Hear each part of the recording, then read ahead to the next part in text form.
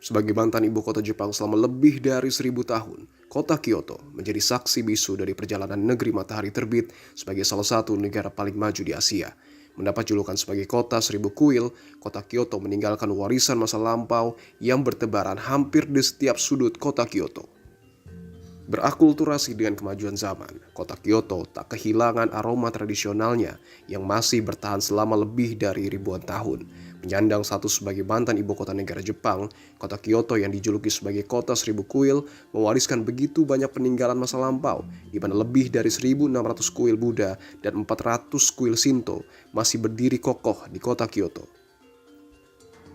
Saya pun berkesempatan menginjakan kaki di kota Kyoto, dan kuil pertama yang saya kunjungi adalah kuil Fushimi Inari. Sebagai pusat dari 40.000 kuil Shinto yang tersebar di seluruh Jepang, kuil Fushimi Inari tak hanya digunakan sebagai tempat ibadah, namun juga menjadi magnet wisatawan lokal maupun mancanegara. Ini adalah Fushimi Inari ataupun kuil Shinto terbesar di Jepang.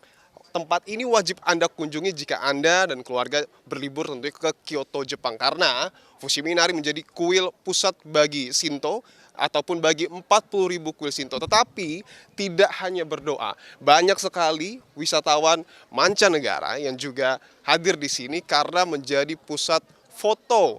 Kalau Anda sering lihat di Instagram ataupun media sosial lainnya, ada Torii 1000 gerbang. Ingin lihat seperti apa? Kita masuk. Saat hendak masuk ke gerbang kuil, Anda akan langsung disambut dengan patung rubah putih yang merupakan utusan Dewa Inari. Namun, yang paling menarik perhatian pada saat Anda mengunjungi kuil Fushimi Inari adalah jajaran gerbang berwarna matahari yang disebut sebagai Senbon Torii. Senbon Torii atau Torii 1000 gerbang berasal dari zaman Edo yang merupakan kebiasaan warga setempat untuk mendedikasikan gerbang Torii sebagai ucapan terima kasih atas keinginan para penduduk yang dikabulkan. Kini, Senbon Torii menjadi salah satu ikon paling terkenal di Jepang yang selalu menjadi tempat berfoto bagi para wisatawan yang berkunjung ke kuil Fushimi Inari. Setelah puas mengelilingi kuil Fushimi Inari yang terletak di gunung paling selatan di Higashiyama Sanjuroppo, Fushimiku, Kyoto, Jepang, saya berpindah lokasi dengan mengunjungi kuil Kiyomizudera. Berlokasi di tengah gunung Otowa di bagian timur kota Kyoto, Kiyomizudera adalah kuil Buddha bersejarah yang didirikan pada tahun 778, bahkan sebelum kota Kyoto menjadi ibu kota Jepang. Aula utama kuil dirancang sebagai harta nasional dan pada tahun 1994, kuil Kiyomizudera terdaftar dalam warisan budaya dunia UNESCO sebagai salah satu monumen bersejarah dari zaman Kyoto kuno. Saat pertama kali melihat kuil Kiyomizudera secara utuh yang terbentang di atas jurang, saya dibuat takjub. Bagaimana tidak, selain memanjakan mata dengan pemandangan kuil Kiyomizudera dan landscape kota Kyoto, saya dibuat kagum dengan panggung kuil Kiyomizudera yang berdiri di atas pilar keaki setinggi 12 meter yang dibangun tanpa menggunakan satu buah pun paku. Setelah dimanjakan dengan pemandangan kuil Kiyomizudera, saya pun menyusuri jalan di sepanjang daerah kuil yang menjual berbagai macam oleh-oleh khas Kyoto, Jepang. Kunjungi dua kuil Fushimi Inari dan juga Kiyomizudera tentu tidak lengkap kalau kita tidak beli oleh-oleh. Nah, saya sudah beli dua jenis oleh-oleh. Yang pertama adalah mochi khas Jepang dan satu lagi ini titipan keluarga yaitu tempelan kulkas. Karena udah jalan-jalan muter-muter Jepang, Kyoto, saya lapar, sekarang kita cari makan. Puas menyusuri dua kuil yang menjadi ikon kota Kyoto, kini saatnya mengisi perut dengan berbagai macam jajanan khas Jepang. Tidak lain tidak bukan, pilihan terbaik untuk memanjakan lidah Anda dalam menyantap kuliner khas Jepang di Kyoto adalah dengan mengunjungi Nishiki Market atau Pasar Nishiki. Pasar yang memiliki lebih dari ratusan gerai berderet di lorong sempit panjang 400 meter dan memiliki lebar 4 meter ini menjadi pusat jajanan street food bagi para wisatawan yang berlibur ke kota Kyoto. Berbagai macam makanan jalanan disajikan, mulai dari kue beras, berbagai jenis makanan seafood, hingga minuman khas Jepang bernama sake. Saat hendak mencari jajanan, saya bertemu dengan salah satu wisatawan asal Indonesia bernama Janet. Janet yang tengah berlibur bersama dengan keluarga dan baru tiba di Jepang, langsung datang ke Nishiki Market untuk memburu makanan-makanan lokal. Sampai Jepang kemarin langsung ke Nishiki karena kan ini terkenal juga, jadi pengen coba makanan-makanan lokal di sini sih, katanya enak-enak. Mau beli apa kira-kira? Mau beli seafood, mau beli Kobe beef, semua kan ada di sini jadi mau coba. Ya setelah selesai jalan-jalan, kemudian juga beli oleh-oleh, tentu kita harus mengisi perut. Dan saya makan di Nishiki Market. Kalau boleh cerita sedikit, Nishiki Market adalah pasar kuliner yang sangat terkenal di Kyoto, Jepang. Sudah berdiri selama kurang lebih 400 tahun ataupun sudah ada sejak abad ke-16. Awalnya pasar ini merupakan pasar tradisional di mana para masyarakat setempat tentunya membeli kebutuhan mereka di sini seperti sayur, buah-buahan dan lain sebagainya. Tapi karena turis ataupun wisatawan yang datang ke Kyoto, Jepang ini sangat banyak, akhirnya Nishiki Market bertransformasi menjadi pusat street food ataupun makanan pinggir jalan yang sangat banyak sekali berbagai macam jenisnya. Karena saya sudah cukup lelah, saya akan mencoba menikmati tempura langsung di Kyoto, Jepang.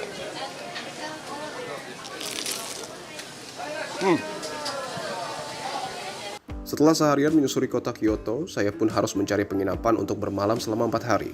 Dua penginapan yang menarik perhatian saya sebagai warga negara yang berasal dari kawasan Asia Tenggara adalah Hotel Dusit Thani dan Hotel Asahi Shijo yang bernaung di bawah Dusit Thani International, perusahaan perhotelan multinasional Thailand yang berkantor pusat di Bangkok, Thailand. Hotel ini rasanya menjadi tempat menginap yang sangat cocok bagi wisatawan asal Asia Tenggara. Bagaimana tidak? Hotel bintang 5 yang beroperasi sejak 1 September 2023 ini mengedepankan pelayanan dengan keramah tamahan khas Thailand dan dipadukan dengan berbagai macam kebudayaan khas Jepang.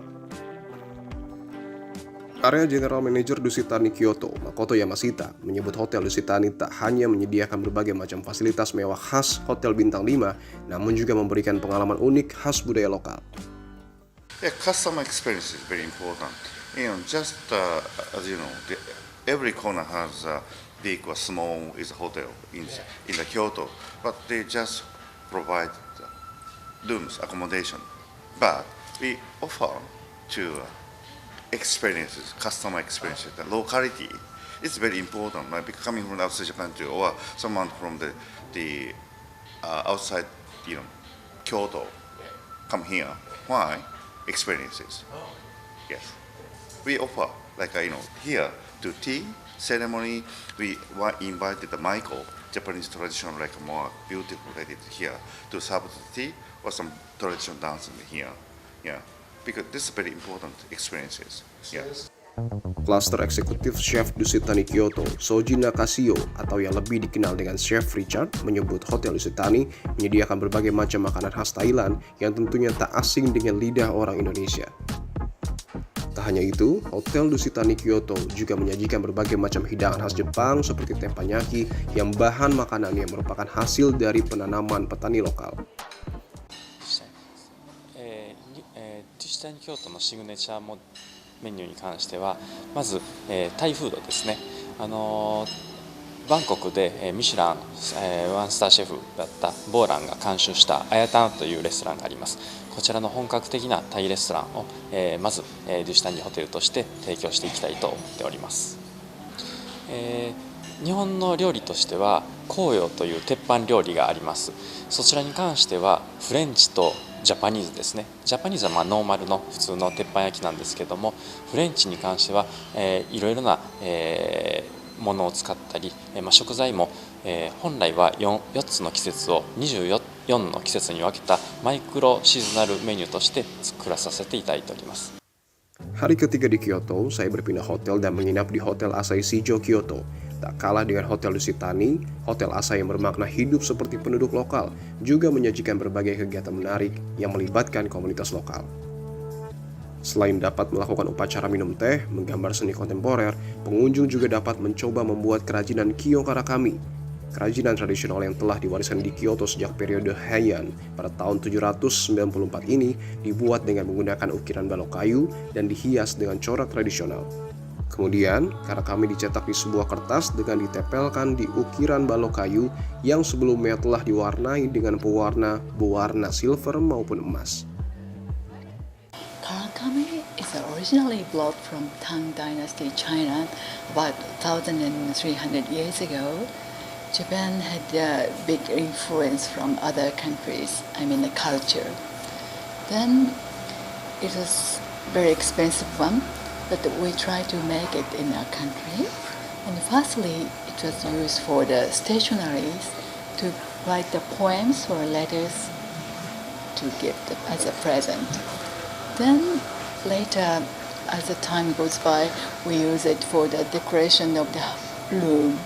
I mean, fusuma of tatami room or wallpapers or as an art panels now. But there are many Karakami companies was in Kyoto, but nowadays there are just 2 companies are left. Tak terasa saya pun sudah menghabiskan 5 hari 4 malam dengan menyusuri kota 1000 kuil bernama Kyoto. Pengalaman yang terasa seperti mimpi ini merupakan momen yang tidak akan saya lupakan karena Jepang merupakan satu dari 2 negara yang ingin saya kunjungi selama saya hidup di dunia.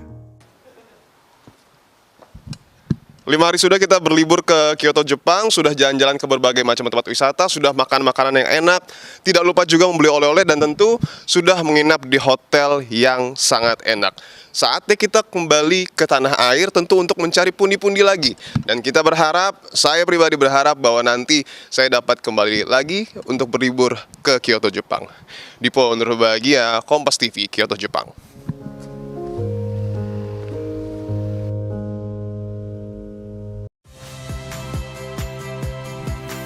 Saya Valeria Bella.